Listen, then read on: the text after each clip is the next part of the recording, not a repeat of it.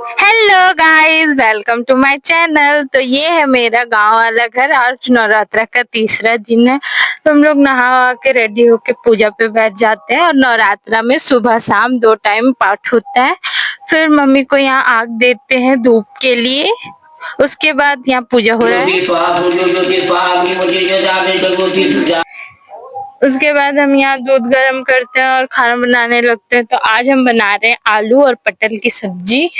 और इसका रेसिपी चाहिए तो कमेंट फॉर रेसिपी, तो हम इसका डिटेल रेसिपी बना के दे देंगे। उसके बाद हम यहाँ रोटी बना के और पंडित जी मम्मी पापा सबके लिए खाना निकालते हैं और सबको खिला देते हैं। उसके बाद यहाँ थोड़ा सा साग बना रहे होते हैं। और आज तो मेरे गाँव में एकदम मिरेकल हो गया, गुपचुप वाला आ गया और मेरा खुशी का तो अलग ही ठिकाना नहीं है।